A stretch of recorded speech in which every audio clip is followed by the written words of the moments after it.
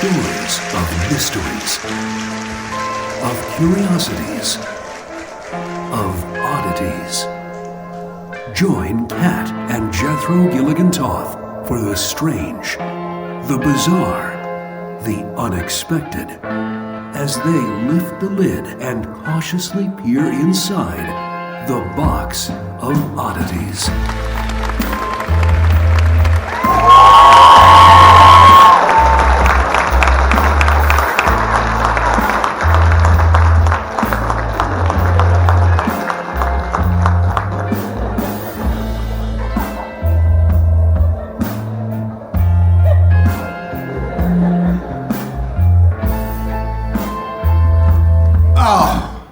We thought we'd start tonight with a coronavirus joke because what's funnier than a pending pandemic? Pandemic! Woo. Did you hear this? That they sales for Corona beer is plummeting. This is the world that we live in, you guys. People are buying Corona beer because they think they're going to get the coronavirus. And I feel bad for Corona, because Corona's not a bad beer. They should have named it like Old Milwaukee Virus. That would have been a lot more fitting. Have you ever had that? No, yes, that's what we used to buy kegs in, because it was the cheapest. Yeah, it has this sweet yeasty kind of flavor to it. It's like a donut with an infection. I don't like that at all. What you just said. The Bijou Theatre. Oh my gosh, right? What a shithole, right? Isn't this beautiful, you guys? Just beautiful. The longest continually operating movie theater in the U.S. 1907 it opened, and here you are tonight, the 29th leap day of the year 2020. Nuts, right? Pretty crazy, yeah. It took us so long to get here. I was, Maine. I was like, we'll just tootle down to Connecticut. It's no big deal, right? And holy fuck. The whole way here, I was like, it has to take so long. And every chunk was like a different kind of journey. And we had to learn some things about people and the way they drive. It was good. People in Maine. Wait. People in Maine are crazy too. It's just a different kind of crazy. It's like people in Maine, they're excessively slow and incredibly polite. They'll stop in the middle of the interstate and just, wave legitimately, a pedestrian they'll stop across. and then wave at you, and if you don't go, they'll go. Yeah. You're as different eating the flow of traffic. as different as Maine and Connecticut drivers are, there's one thing I think we can all agree upon, and that's Massachusetts drivers are asses. What? Right? Am I right? No. Well, that was almost harmony. Yeah. Wow, that was beautiful. Mm-hmm. On the way down, we're driving on the way down, and we got stuck in a traffic jam in Lowell, Massachusetts. Oh, man. I know, right? Oh, man. And we went about 6 miles in 45 minutes. Great. So I wanted to make up time. So she kept saying, I gotta pee. I gotta pee. Oh, man. It was stop. rough. It was to the point where, the vision of if something were to happen, if we were to get into an accident, I knew that it would be that kind of pee that you were going and you could not stop it. And it would just be like, it's coming out of me now. And I was so nervous, and I kept thinking about it. My stomach hurt, and I was like, ugh. So finally we got to a little rest stop that was easily accessible, and it was deemed appropriate that I urinate. And, I'm not stopping, There was, really. Well, it's like the last, hour of our drive, I was so grumpy, and I was like, everything's bad. And then after I peed, I was like, all right, let's go. This is the best day ever. And I realized that it really does affect the whole of me, and my spirit is affected by how much I have to pee. Yeah, and apparently your body also reacts to the amount of urine in your system where it clenches right off. It was confused, yeah. Yeah. Cause we got to the rest stop, and so I was like, okay, it's time. It's time. And cause the hover, and and my bladder was like, but are you sure? Are we being tricked? So it was just like, but then once my body was like, no, it's happening, we're peeing, it was like, people started chuckling, they could hear the intensity of my pee, and they were laughing at me in the rest stop. Yeah, I was waiting for you outside. It sounded like somebody was emptying a fire hose into a trough. It's true. But we made it here. We made it here safe and sound, and we didn't drink any Old Milwaukee on the way. What are we drinking tonight, by the way? We have Two Roads, Low Heaven. Yeah, it's like a local craft beer, right? Yeah, we had Two Roads the other night too. That was very enjoyable. What you remember of it? She got really mad at me last night because she fell asleep during Undercover I Boss. didn't fall asleep. Yeah, I was she did. watching it. No. I was enjoying it. She was sound asleep. And then he just starts taking my glasses off. I almost set my face off. He starts taking my face off, so I couldn't even see anymore. It was just my glasses, just these that I put on my face. If there's one thing I've learned, you never stand between a cat and Undercover Boss. I really like Hotel Undercover Boss. And so I was learning about, bad wigs and mustaches and how sometimes people get busted on Undercover Boss. It's a whole, you wouldn't understand. Yeah. How many people are here for the first time? How many people is the first, okay, cool. Yeah. Cool. Anybody Of course here it's mine. more than one show so far? Oh my God, really? Woo! Okay, all right. Now I saw online that we had people come in from Pennsylvania. Mm-hmm. Woo, woo. I'm guessing that's you. Okay. Someone said they were coming from Tampa. Tampa. What? What? Why, Really? though? Oh my God. Well, we are so glad that you're here. And for those of you who maybe are just friends of people who listen to the podcast, you have no fucking idea what you're in for tonight. We just want to warn you up front. But we do appreciate the fact that we try to foster a spirit of acceptance and kindness, and that's all we ask. As long as you're kind, you're welcome here, but apologies in advance for what you're about to hear. Yeah, it gets weird sometimes. Let's sit down and do this, shall we? Okay, yeah. All right. I Here wore we go. tights this time because the last time I wore a dress, things got weird. So, not as bad as Charlotte when you were unzipped the whole time. Whole time. I didn't even know. I'm in the meet and greet line. Whole Everybody's like, time. and I thought they were just, happy to be there, but no, they were laughing at me because my zipper was down. Anyway. Unzipped. Bridgeport, we have found out, is ripe with freaks and the unusual. In fact, I didn't know this, but P.T. Barnum, right? P.T. Barnum Museum is here. I'm sure he would be thrilled with that response. Yeah, okay, you've been dead forever, who cares? So I'm going to begin my story with some things about P.T. Barnum, and then we'll just kind of see where it takes us. This is how it happened when I was researching this.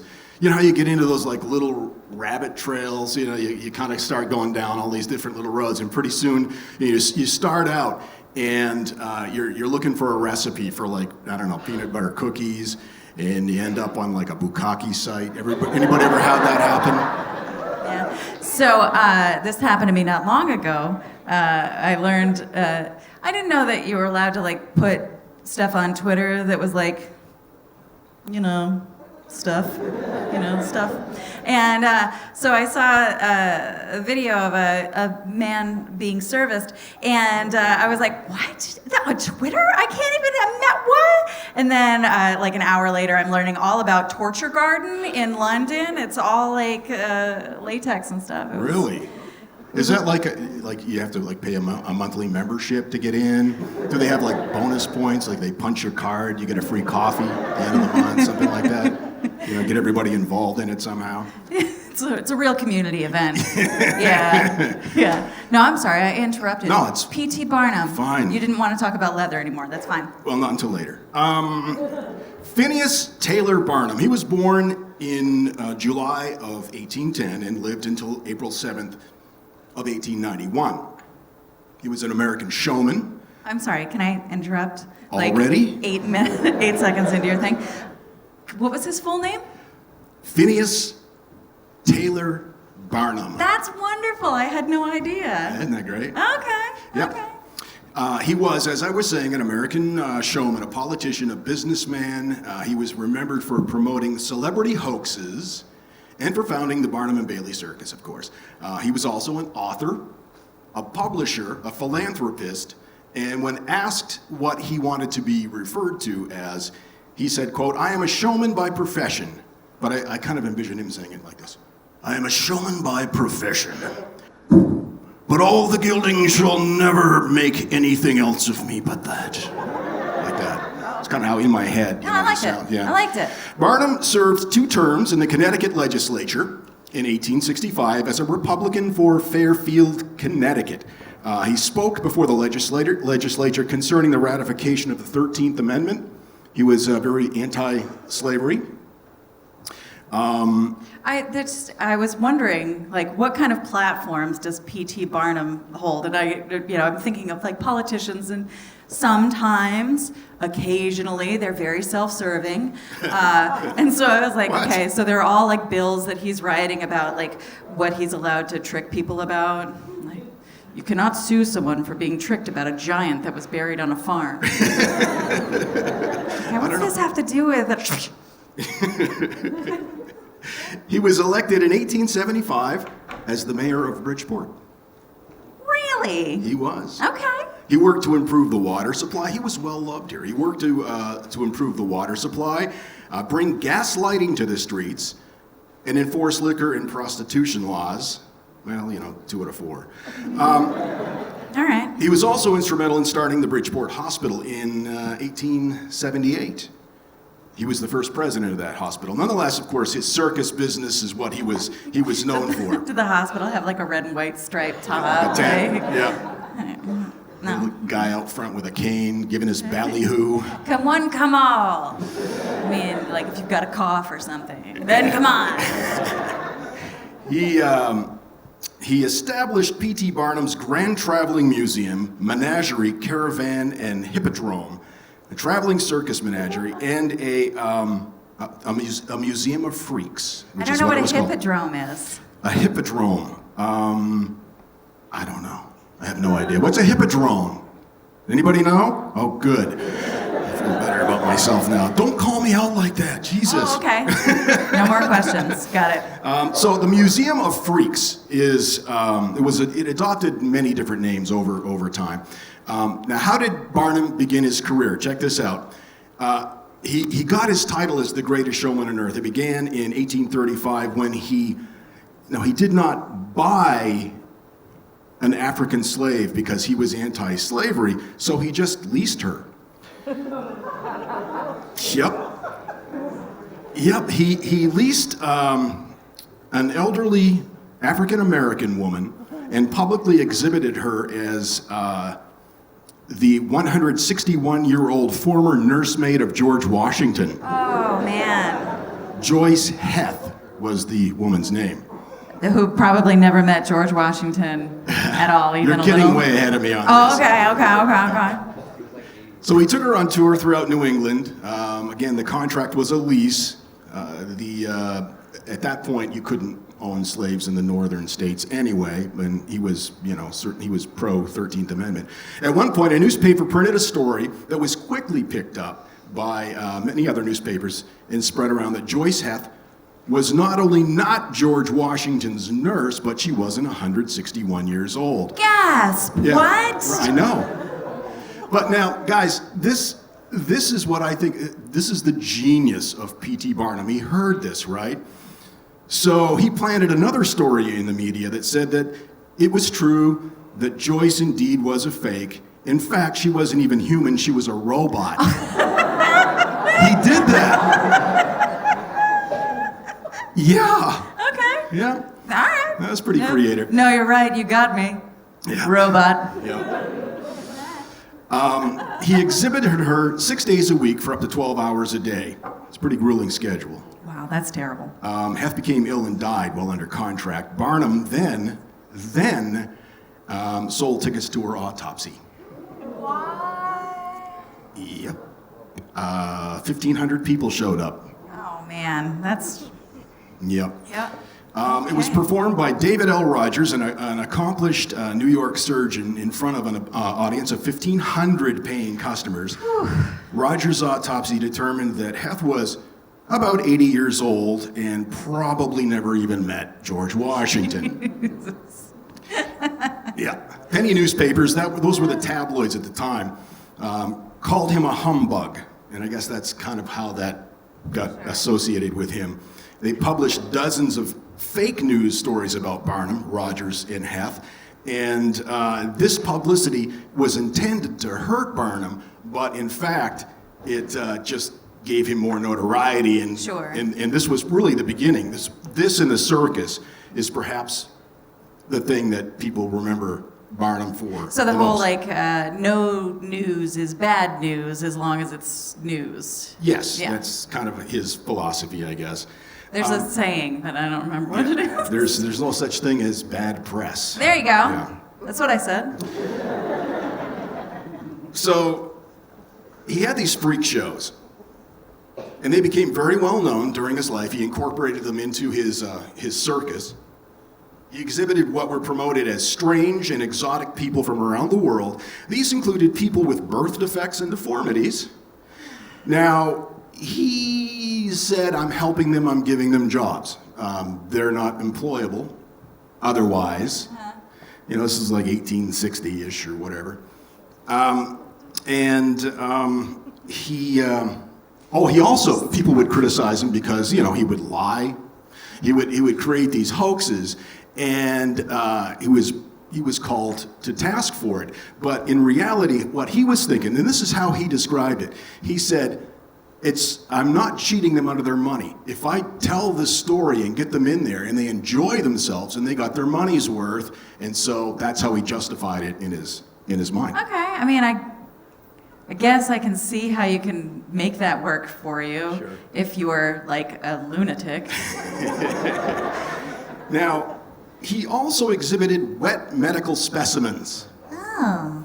Not just animal wet specimens, like the two-headed calf. We've seen pictures of that. What other kind of wet specimen is there? Human. Humans are animals. Of human origin. And so it is in that spirit that I present Robot. to you. I present to you my story for the evening in the spirit of P.T. Barnum and his exhibiting wet specimens. Okay. All right, warning. This is a warning right up front. What follows may not be suitable for all audiences. Listener discretion is advised. That, by the way, at the beginning of the podcast, is the voice of Nan McNamara, Yeah. who was recently featured on an episode of Hawaii Five-0. Yeah, she's a working actress out there. And her husband is the curator.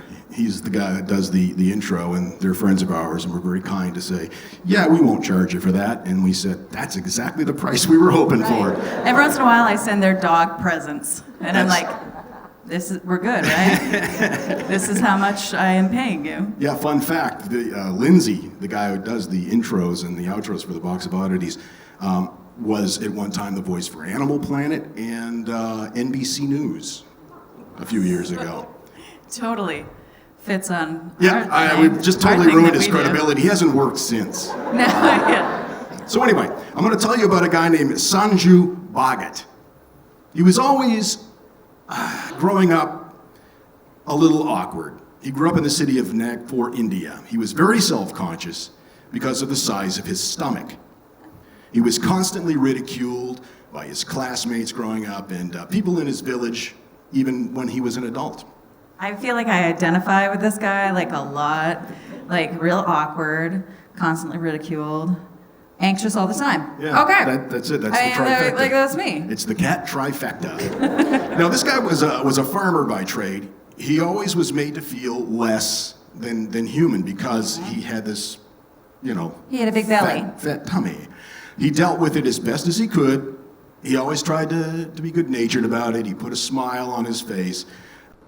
Well, he grew older, and his stomach continued to grow. And That happens. well, Like, it does, but in this case, it was dramatic. The bigger his stomach got, the more he was ridiculed and made fun of. And that was his life for Sanju, right up until 1999, when he turned 36. And then one night in June, he started having problems breathing. And then the pain started in his stomach. oh my goodness.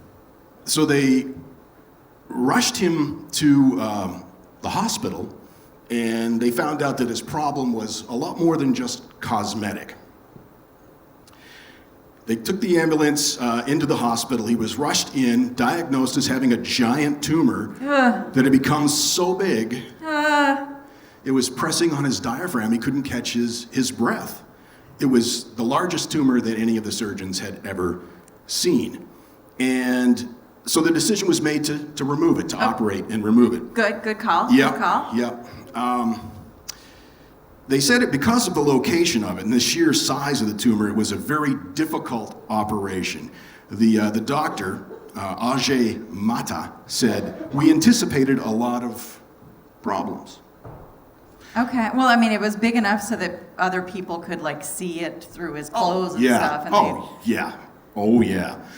ABC News said that Meta was like the quoted. Kool-Aid man. Oh Oh, yeah. yeah. Okay. The surgeon, Dr. Mehta, said that he can usually spot a tumor just after the operation begins. But while operating on Bhagat, Mehta saw something he had never encountered before. Oh. The deeper he cut into Bhagat's stomach, the more it started to leak. Leak. And then fluid started to spill out. And not just a little, gallons. I'm and so anxious gallons right now. of this fluid just came out of his stomach. What kind of fluid? Was it Mountain Dew? You know,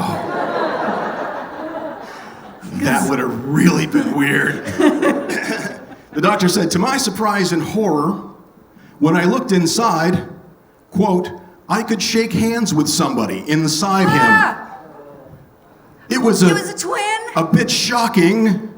For Sanju's entire life, his twin had been living inside of him, and not just like we did stories on stone babies, where they never develop and they become calcified and they're still in there, but they look like little stone babies.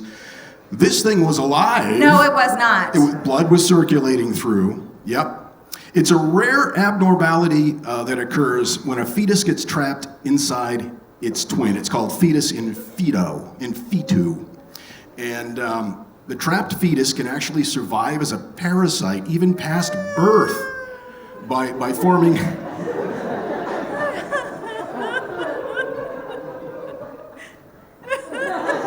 This is the part I enjoy. I don't care for that.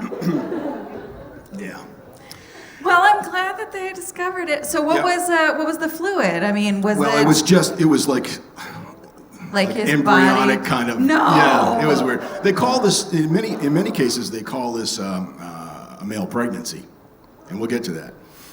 The trapped fetus can survive as a parasite past birth, as I was saying. An umbilical cord-like structure develops and leaches the twins' blood supply until it grows so large that it starts to cause harm for the family. Well, yeah. I mean, he was like 36, right? Yeah, it took 36 years. So he had a 36-year-old in his belly. Yep. Oh, that's not a great feeling that I have right now. According to Dr. Mehta, there were fewer than 90 cases of this known in recorded medical history. It's exceedingly rare. Sure. One doctor recalled that day in the operating room, quote, he just put his hand inside and said that there were a lot of bones. First, one limb came out, then another, then some of the genitalia, then some of the hair, some limbs, jaw, and more hair. Inside Bhagat's stomach was a strange half-formed creature that had feet and hands that were fully developed. Oh, wow. Its fingernails were quite long too, and I can imagine it's hard to clip your nails in a tight space like that. I picture because he kept saying hair, so I was picturing Borat. I don't know why, but so much hair. Fetus in fetu happens very early in a twin pregnancy. Okay. When one fetus starts to wrap itself around the other, it envelops the other one. The dominant fetus continues to grow, while the fetus that would have been his twin lives on throughout the pregnancy, feeding off the host twin like a parasite. It's a nice feeling, isn't it? Ooh. Usually both twins die before birth. Sure. That's one of the reasons why it's exceedingly rare. Well, it's a lot of strain from sharing the placenta. Yeah. And when it comes to sharing a placenta, I never share mine. No. Oftentimes I'll be ordering a placenta and I'll go, Kat, you want a placenta? And she'll go, no. And I'll order one and then she'll go, can I have some of yours? Every time it happens. I mean, there's truth to that, which is why, it's funny, but but not with placenta, but with sweet potato fries. Yeah. I'm all no, I don't need any of those. But could I have some of those? Bhagat said he was very much relieved after his operation. He was, Yeah. interestingly Yeah. enough, he didn't want to see what came out. No? No, he didn't. Oh, I'd Would have you? to. I'd have Sir, to. What about you guys? Would you want to see what? Would you want to see what came out of you? Yes. No. I mean, we all Yeah.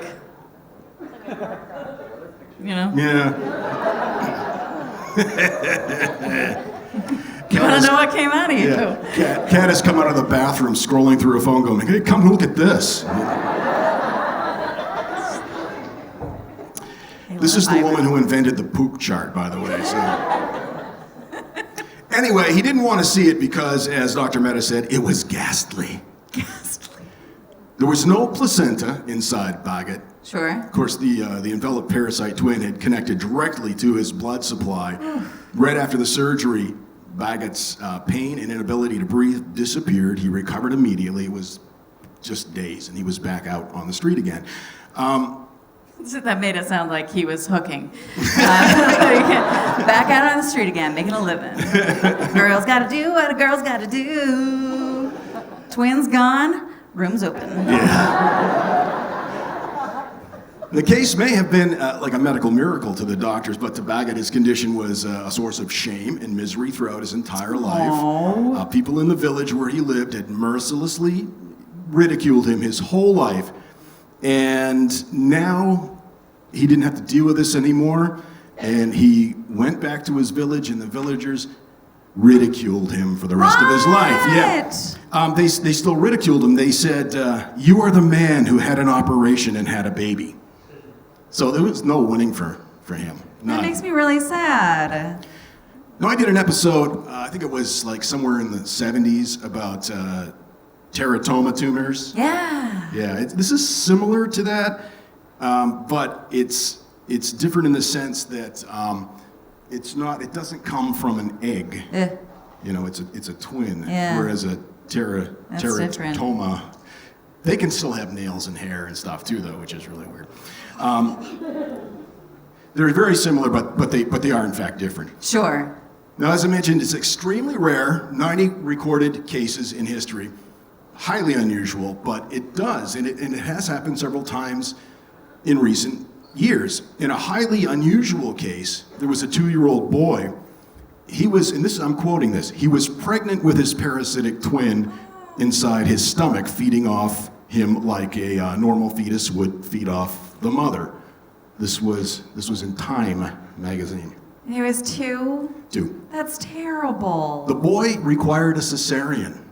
Whoa. Yep. That's weird. Yeah. In Iran, a 22-year-old man who went to the hospital in Kerman province, suffering from stomach pains, was found to be carrying an embryonic twin as well. Did that hospital have a red and white stripy roof? Over the tent? Yeah. I don't know. No. I'm not sure in this case. I'll get back to you on that. Doctors at the hospital examined this man, surgically removed the embryo, which had was a pretty fairly well-formed fetus, which is not easy to say. Fairly well-formed fetus. Yeah. It had a head, it had hair, it had teeth, it had fingernails, skin, skull, spinal column. Is there any record of these twins being removed and surviving? No. Because No. Once that would be they, weird. Yeah. Once they cut that umbilical, that's All right. That's it. Okay. This guy's parasitic twin is in a jar in the hospital now. They're keeping it for further study. Oh, okay. In Greece, in 2008, a 9-year-old girl came to the hospital complaining of stomach pains. Doctors examined the girl, realized she was hosting an embryo that was about 2 inches long, and it was... The hosting word is really upsetting. She was hosting an embryo. Hosting a parasite. Yeah. 2005, doctors in Bangladesh said they removed a long dead fetus from the abdomen of a 16-year-old. The fetus, which had grown like a tumor and weighed nearly 5 pounds, would have become a boy twin had it developed normally. And what makes Sanju's story different is that the twin was still alive when they removed him. And 36. Yeah, 36 and alive. Just reiterate, 36. No, I'm not saying, when I say alive, I don't mean like they cut him out and he went, hey, it's cold out here. That's not what I mean. Okay. The tissues were receiving nutrients through the blood, so it was living tissue, but it was, you guys want to see pictures? Yeah. I knew you would. Yes, please. Also no, but yes. Yeah, okay. We've got pictures up there. Can we go ahead and... Can I? Yeah, okay. That's Sanju. Oh no!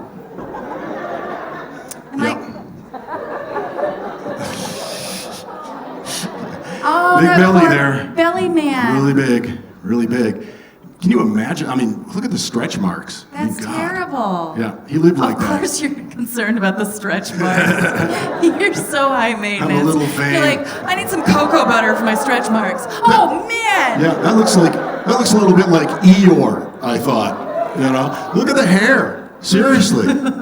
Now here's a picture of the doctor sitting him upright and poking him with his finger like it's some sort of badly damaged Cabbage Patch Kid. Did you do that? Yeah, I did. Well, there it is. So you can see, like, there's his face, dude, and his hair. And, you know what that reminds me of is like a Jim Henson creature. Yeah, it looks like something created in the Jim Henson workshop. We'll be right back. Enjoy this from Richard Cheese.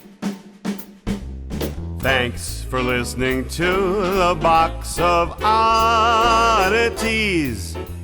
Now it's time for intermission, so won't you please stretch your legs and have a smoke, buy some snacks and drinks, or use the toilets and wash your hands in those bathroom sinks. However, if you're not attending the live show right now, this doesn't apply to you, and you can pee wherever, we don't care when or how. But nonetheless, the larger point I'm making is just this: it's intermission, and we'll be back as soon as everyone takes a piss.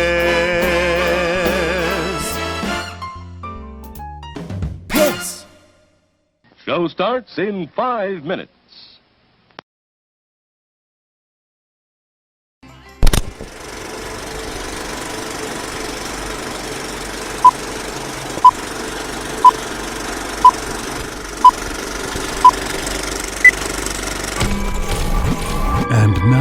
The Box of Oddities brings you That Thing in the Middle. The average human lifespan is about 66 years, or 1/15 of the age of the universe.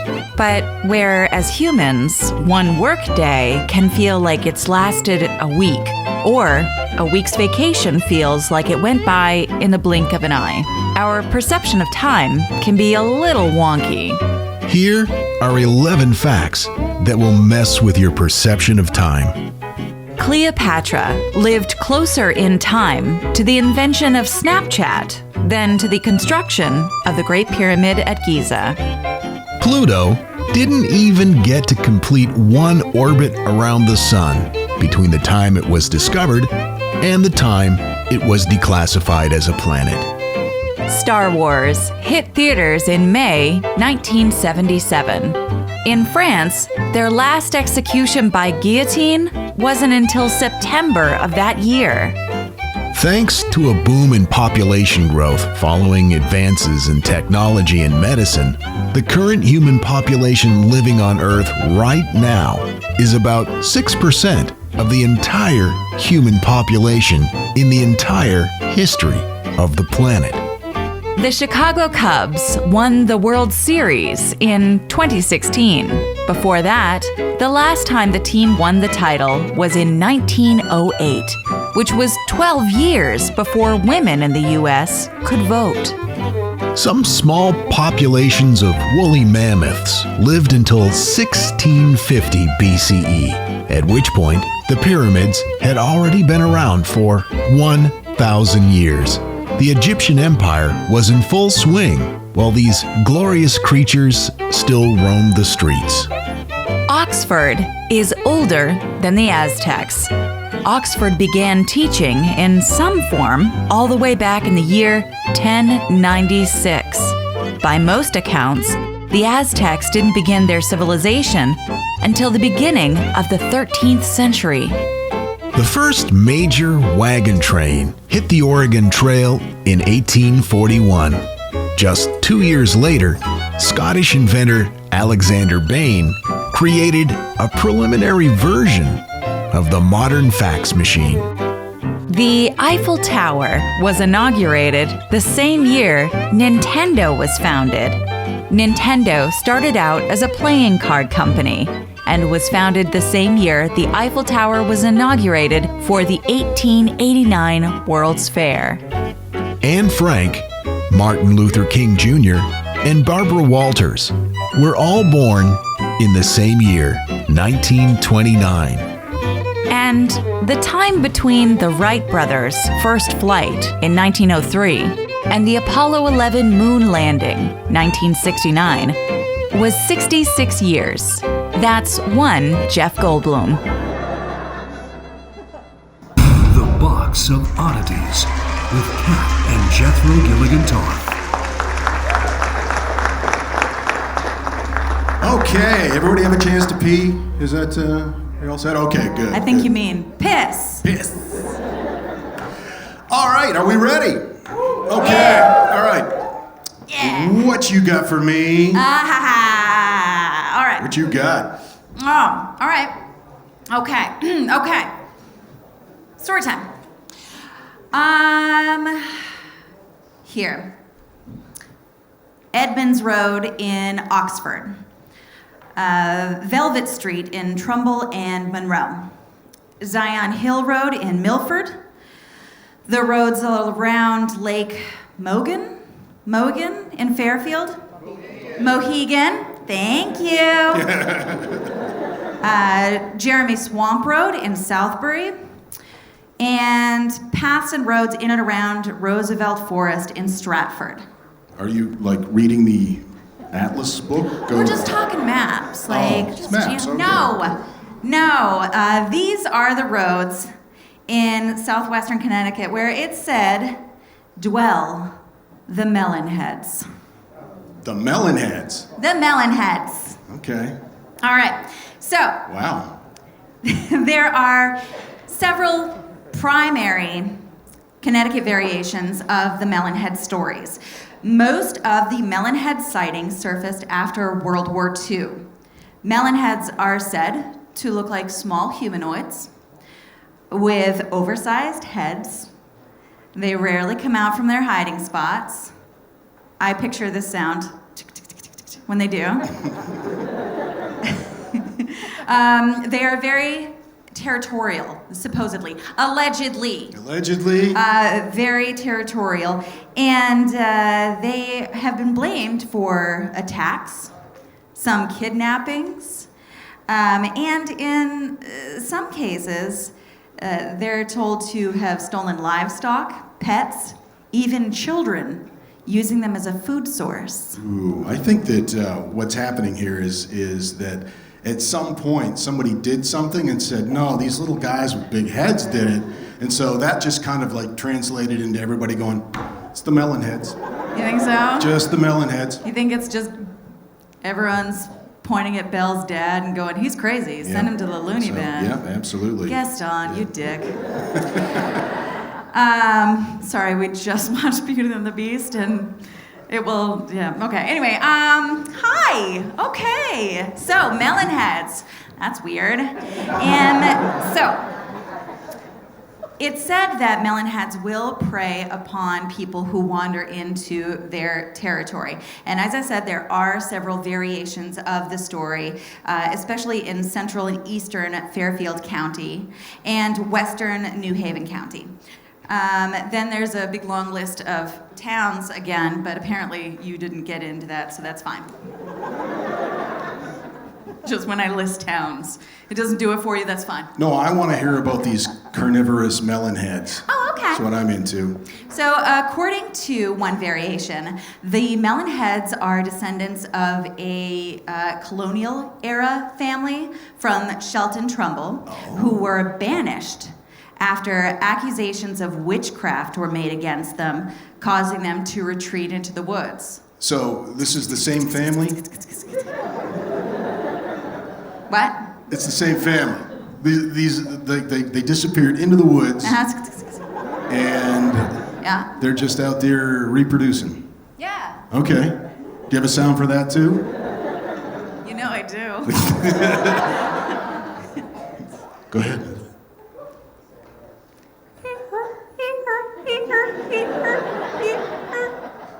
That is so hot. Okay. So anyway, they survive out there by nomming on stray animals, little tiny rodent guys, sometimes cats or teenagers. So Velvet Street in Trumbull. Am I saying that right? Trumbull? Cool. Now, according to registercitizen.com, the street is also known as Dracula Drive. Now, there are numerous accounts of local people driving down the street, which is apparently pretty creepville, and it's a dirt road, and they encounter mysterious, large-headed people that scare the ever-loving Christ out of them. Now, according to one variation of the myth, Fairfield County was the location of an asylum for the criminally insane that burned down in the fall of 1960, which resulted in the death of all the staff and many of the residents, with about 10 to 20 left unaccounted for. Now, they made their way into the woods. Well done. So proud of you all. And the legend states that the appearance, their newfound melaniness, is a result of the inbreeding that inevitably takes place when you're just living in the woods with your family that you escaped the burned down mental hospital with. I mean, it's gonna happen. Okay, so it's also said that some of them had some illnesses to begin with that led to, and then when there was the inbreeding and things didn't get better, It's a constant diet of babies will do that to you. Right, That yes. really upsets the lower intestinal tract, I you find. get the kuru. we don't want the kuru. No. What was that movie we watched about the... Kuru? Yeah, no, it doesn't matter. Okay. In Connecticut, some of the inspiration for these stories may have been backed up by certain truthinesses. Now, there was Fairfield State Hospital, as it was known, from 1929 to 1963. And that was a psychiatric hospital in Newtown, thank you for so quickly and aggressively correcting me. Everybody calls our hometown Bangor, and we hate it, so we sympathize. It's fine. At its peak, that hospital housed over 4,000 patients, and the entire facility was owned and operated by the state. It did shut down. It didn't burn down, but now it just stands like empty. It's still there, though. Yeah. Oh, that's so cool. In the middle of I picture a field, but it's probably sticks and stuff, you know. So there are similar stories from Ohio and from Michigan. So in Ohio, there was supposedly a fella named Dr. Crow, and he performed experiments on orphans in Ohio, which was once part of Connecticut. Did you know that? I did not. I learned things for you. Now, the children escaped the clutches of Dr. Crow, and in a rage burned down the orphanage, retreating into the woods. And then once they were in the woods, you know, this same thing happened. We've talked about this with the Right. All right. So further mutations commenced. Dr. Crow is said to be either the guardian or the staff physician of a number of orphan children, but there is a secondary version of this story which says that Dr. Crow was actually a very generous and kind and loving man who took in orphans that others didn't want because they were disfigured in some way. And then when he died of natural causes, these Melonheads ate them? Melonheads, yep. Burned down the orphanage in a fiery hoop, not knowing how to deal, and then tootled off into the woods.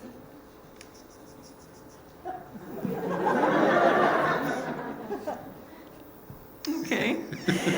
All right, so the melonheads are said to also have crooked, gnarly teeth, which I really enjoy the use of the word gnarly in that description. It's because I picture like a surfer dude. He's like, yeah, his teeth were really gnarly.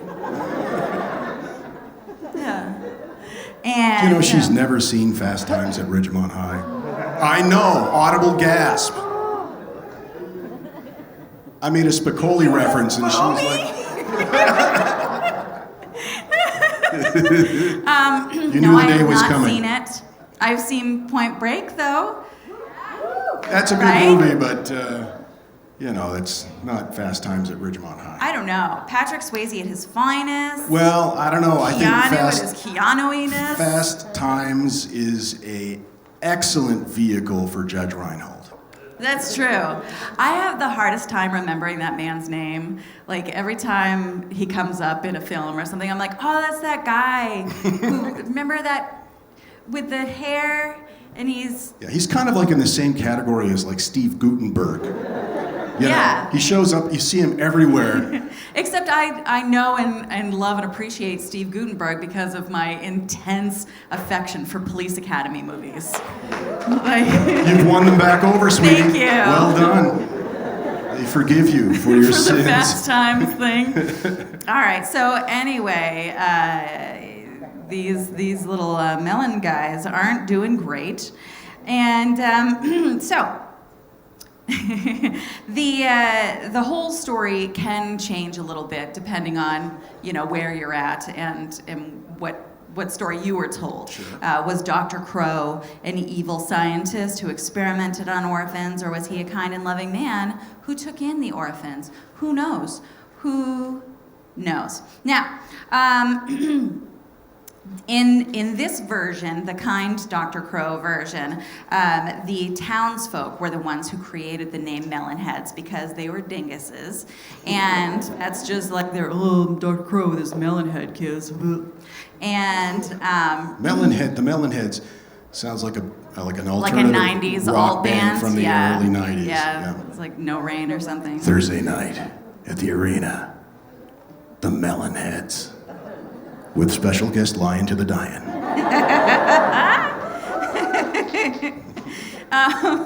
So there are Melonheads in Michigan as well.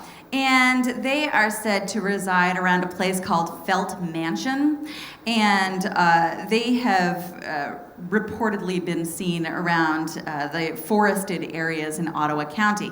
In one story, they were originally children who suffered from hydrocephalus. So they had like swollen noggins. And they lived in the Junction Insane Asylum near the Felt Mansion. So in Michigan, this home that they lived in was for mentally and physically tortured children. Well, it wasn't for tortured children. It was for children who were tortured. That would be weird. Yeah. They didn't actually have a facility that they provided for effectively torturing children. Exactly. No, that would be wrong. And what happened in this version was the Michigan orphans who had been tortured rose up against the establishment, burned it down, and then tootled into their nearby woods. Just love you guys so much. There's also a top secret government theory. And that involves a project that did experiments on kids out in the wilds of Lake County. And in that scenario, the subjects underwent drastic experiments on the brain, which then led to their weird nuggets. And then because they craved the contact with the outside world, they made their way into the woods and then bred with each other and made more Melanie types. Melanie types? Like the chick who sang Brand New Key? That is not a very topical reference, No. sir. I said that just for you because I know you're a big Melanie fan. Thank you. That's how much I I did. love I you. had a Melanie I'm willing record. to take a comedic sword to the heart. Thank you. You're welcome. I appreciate you. I had a Melanie record that had Candles in the Rain on it, which I was obsessed with as a child, and nobody else had ever heard of this song. And I was like, I really like Candles in the Rain by Melanie. And my teacher's like, okay. You're gonna do great things, Katrina. Could you just sit down, please? The term melonhead might actually come from the word, I'm gonna butcher this, melungeon? Look at that in the bold. How do you feel about that word? Where? I don't see it anywhere. It's bold. That's why it's bold. You're pointing to a whole different paragraph. Melungeon. Melungeon? That's what I would say. That's how I mean. But I could be wrong. That's what I said. I often am. Now, and this term traditionally applies to a group of people from Appalachia, and they were people who lived out in like the Tennessee area and kind of separated themselves from society. Reportedly, some from European descent, and then mixed with some like locals, but still away from town. And it got kind of racist, actually, so let's not get into it. But it's thought at one point that those people living outside quietly and independently in the backwoods of Connecticut were called this name, and it got kind of bastardized into melonheads because people are terrible, and when they don't get why randos live in the woods, they're gonna give them some sort of weird name. I imagine that's true, but if you're living in the woods, you have to expect that. Yeah? Yeah. Do you? Yeah. I don't know. I grew up in the woods. Well, there you go. Didn't feel very loving and supportive just then. All right. Now, according to a legend, back in the 1980s, there was a group of girls from Notre Dame High School in Fairfield. We're familiar with this place? Oh yeah, oh yeah, yeah, yeah, yeah. And they decided they were going to drive around after a Friday night football game. They had all their like Aquanet up in their shit, and you know, like big Hoops. earrings Yeah. and you know, fluffy shoulders, and they were like. And so they piled into a blue Granada and ended up on Velvet Street in Trumbull, where they were looking for melon heads.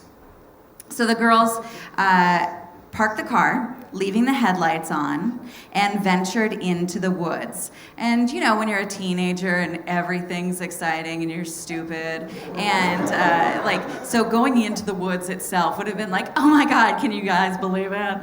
And the lights are coming in, and it's, you know. And so they'd walked a couple hundred feet, and they heard a car door slam. From in the woods? No, from their car. Oh, and there was nobody there. So the engine then started, Oh, shit. and the car headed toward them. So they could see inside the car melon heads. They stole their car. Wow. How many? How many melon heads does it take to steal a Granada?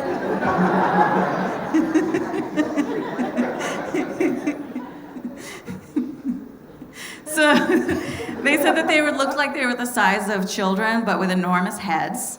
And they had like rags for clothes.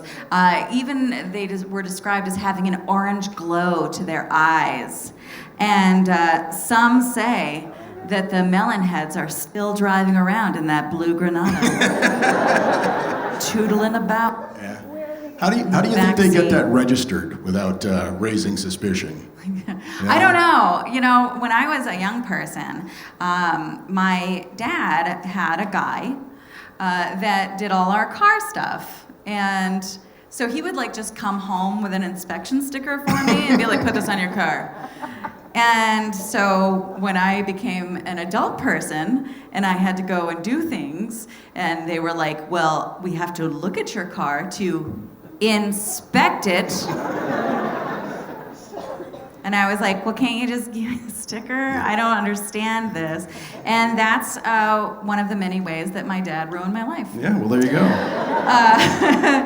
Because I just didn't understand. I was like, but that's not how it worked when I, you know.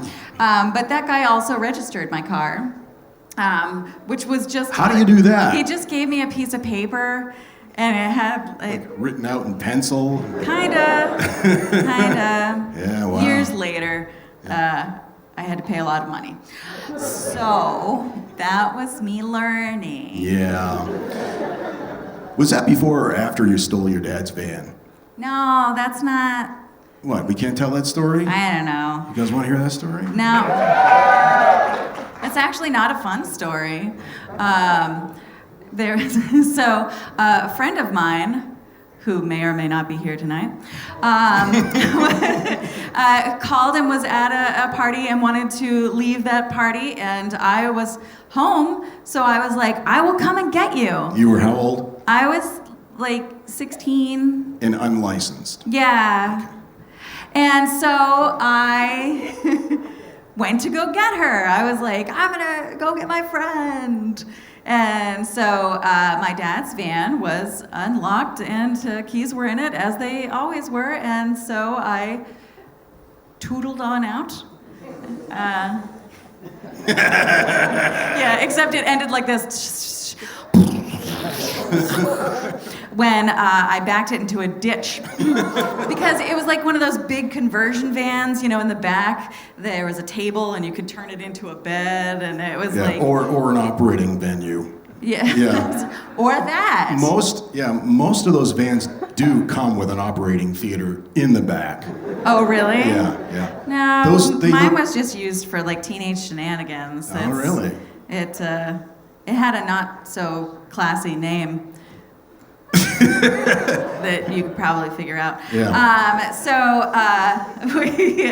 I backed it into a ditch. And so I just went to the nearest house that had a truck in the driveway and knocked on the door. It was like 2 a.m, and I was like, hey. you pull me out of this ditch? And the guy was like, yep, all right, hold on. And he went and got his flannel on and pulled me out of the ditch. And I was like, thanks, dude. And he was like, Yeah, because people in Maine don't talk much. You pass them in traffic, somebody you've known all your life, and they just kind of go, they'll have their hand on the steering wheel, they just go. That's it. We're very stoic types. Anyway, that dude's still like one of the people that lives right here in my heart. Because your dad never found out. Not until I was much, much older, and I told him about it because he was dying, and I was like, so remember that time that you were like, why is my van dented? And I was like, I don't know. That seems weird. And I was like, yeah, I took it and I backed it into a ditch. And he was like, yeah, I figured it was something like that. And I was like, you're cool. You're a cool dad. Then he died. And then, yeah. Oh. It's the end. Yeah. So. We asked on the social media for some questions. Oh, yeah, we always do the question and answer thing at the end. Yeah, That's fun. What do we have? So we did, I feel like ending on my dad being dead was a real bummer. I'm sorry about that. That's the free flow nature of one of our shows. Oftentimes they free flow right into a ditch.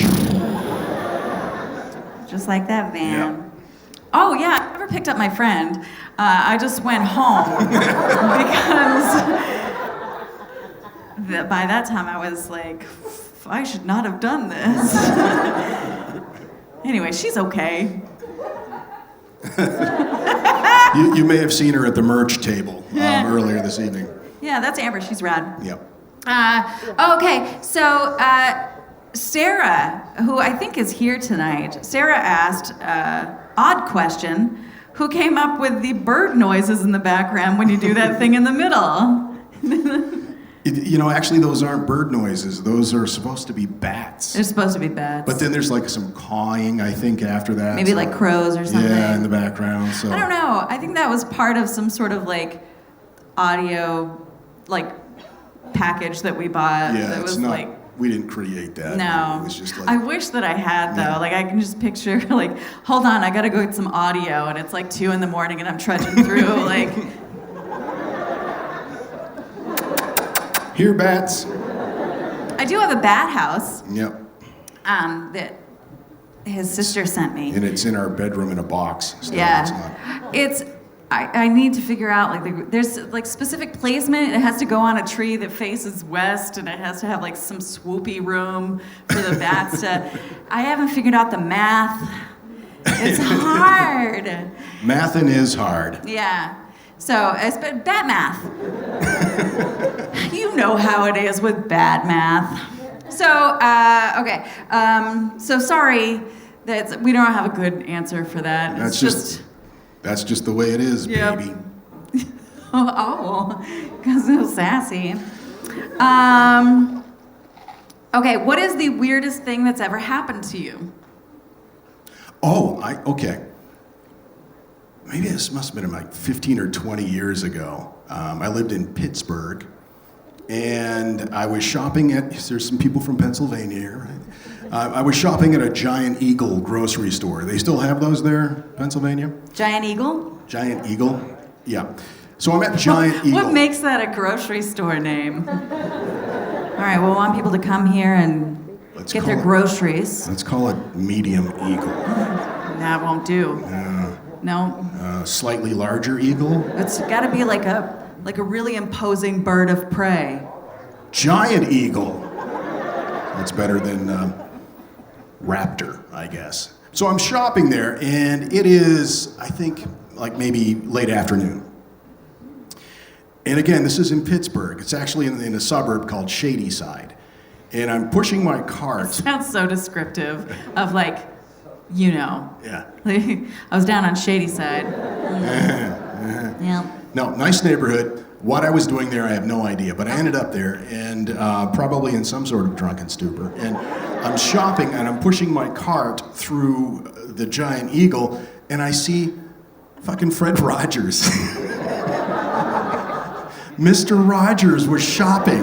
And he had his sweater on and his little sneakers and everything. I think he'd just come from maybe taping a show, because he did those right there in Pittsburgh. That's amazing. Over the years, I've met a lot of famous people. I've had the opportunity to, but nothing touched my heart like seeing Fred Rogers in the produce section at Giant Eagle. Did he have stuff in his cart? What He did did. he have? Well, I didn't really look. I was starstruck. I got my courage up, because I've been watching since, and I got my courage up, and I go up to him and I said, Mr. Rogers, I just wanted to say, I just want to say hi. And he said, and I shit you not, he goes, well, that's nice, neighbor. And then he says, do you know where they have the bok choy? And so I said, yeah, I think it's over here by the celery. So I helped Mr. Rogers shop for ingredients for pad thai. I can die and feel fulfilled. He was such a sweet, he was just the way you want him to be. You know, that was, in my brief experience there in the produce section with Fred Rogers, I can say, yeah, he was just a sweet, gentle man. I really wanted that story to end with his basket was just full of Cheetos and whiskey and butt plugs. Yeah. He had a 12-pack of Old Milwaukee. And he was like, what are you doing later?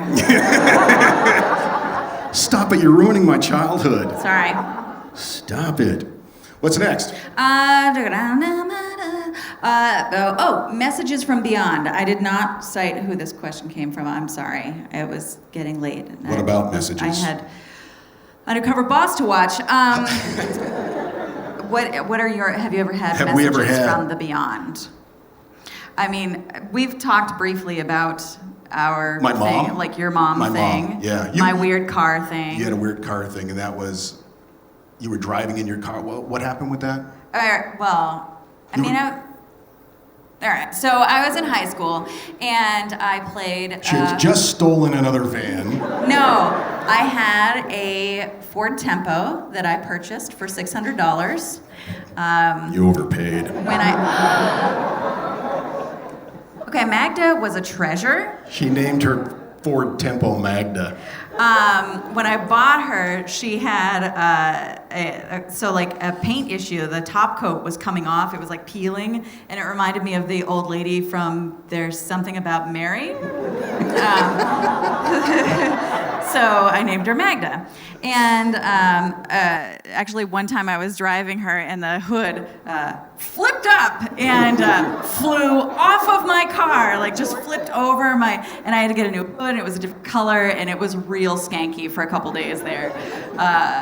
That's not the point of the story, though. No. I was on a volleyball team, and I was coming home from a late match, and I was probably, 5 or 6 miles from my parents' house, and I was coming up this hill that I had actually been in a car accident in years before, and it was dark, no one else on the road. I was listening to the radio, and Magda and I were having a nice tootle. So, it wasn't like that. And so I had the radio on. And as I came up the hill, the radio kind of went staticky and just went away. There was no music at all. Everything was quiet. And it was really strange because, you're familiar with what it sounds like when the radio stops working or you lose reception, but it wasn't that same sound. It just felt weird. And there was silence. And then from here, I heard Katie, which is only something that my family calls me is Katie. And so, Katie. And then the radio came back on, and everything was fine. And I was just like,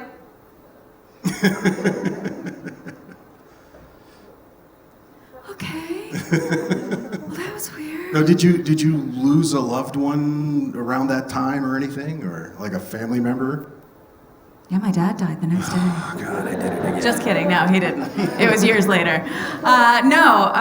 There was nothing that I can connect to that at all. It was just, maybe it was just, someone was bored. On the other side, it's like, let's fuck with Katie. Right? She's right in the middle of a Third Eye Blind bus song. driver Let's had cut that died out. around there not long before, but I don't think she gave a shit about me. So, anyway, that's really my only weird thing that's ever happened. I don't think it was a message from the beyond so much as just just some mild fuckery. I've had a couple of weird things happen.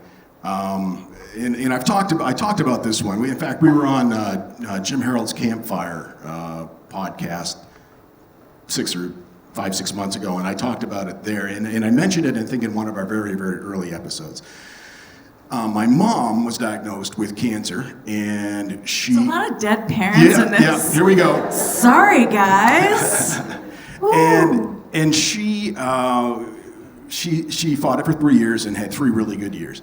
And the last summer before she passed, she went to visit my sister who lived in Oregon. And when she left, she put one of those little Post-it notes on the computer screen for my dad. And then she went and had her visit. And apparently that Post-it note had come unstuck and fluttered down behind his desk. Cheap Post-its. Yeah, the off-brands.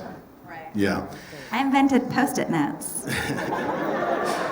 And flash forward 8 months later, and she's just passed away. It was at home. She died at home. And it was during a huge blizzard in northern Maine. And so she was in the living room in her hospital bed, and she had passed away. We were in the kitchen waiting for the hearse to show up, the funeral home. And while we were waiting, the telephone rang. And my dad picked it up, and there was nobody there. He said, hello, there's nobody there, so he hangs up. A few minutes later, same thing, picks it up. There's nobody there. So we're thinking it's maybe got something to do with the storm. We're trying to think of some kind of, what is this all about? It happens again, the third time. He picks up, hello, there's nobody there. Funeral home shows up, they take my mom, and my dad just goes down. He had a den in the basement, which is where he kept all of his books and his computer and stuff. And he went back down there just to kind of tidy up to keep himself busy. And in the process of doing that, he found that Post-it note that my mom had stuck on the computer, apparently, when she went to Oregon 6 or 7 months prior. And it said, don't worry about me. Take care of yourself, and I'll call you when I get there. Yeah. That is something that is easily explainable, but it really, who knows? We don't know. We could be seeing, there could be signs all around us, and we're just not paying attention. That's constantly, I'll be like, I don't know. And he's like, you don't know. Yes, you're right, I don't know. We had a good time with you guys tonight. Thank you so much for coming. It was so much fun. And thank you so much to the Bijou Theatre for having us. This is gorgeous and so much nicer than we are. Yeah. It is. We recently did a show where we had to dress in the furnace room. That was interesting. Yeah, that was fun. That was one of those places where, I don't know, I'm sure it's not just me, but you know how sometimes you're in a place where you're changing or you're peeing or whatever, and you're in the middle of it before you realize, there might be a camera here. There are events that are unaccounted for. Okay. Yeah. Okay. We stayed in a motel like that once, too. Well, we didn't actually end up staying there. Once we saw the blood splatter, we left. That's right. We did talk about that, too. Yeah. That was a terrible, terrible day. It was indeed. We're so glad you guys came out, and thank you to those of you who came great distances. We do appreciate that. We're going to take a month or two off from live shows, but we'll start announcing the next leg of shows, and Philadelphia's come up, right? That's right. Yeah. We've talked like short-term plans: Philadelphia, Austin, Lexington, Phoenix. So those are the Los Angeles. well, yeah, but I don't know. That seems like a lot. I can handle 4. All right. But hopefully we will see you guys again sometime in the not too distant future. We look forward to it. Oh, this is that part. This when is I that said, part. Till then, keep flying that freak flag. And fly proudly, you beautiful freaks.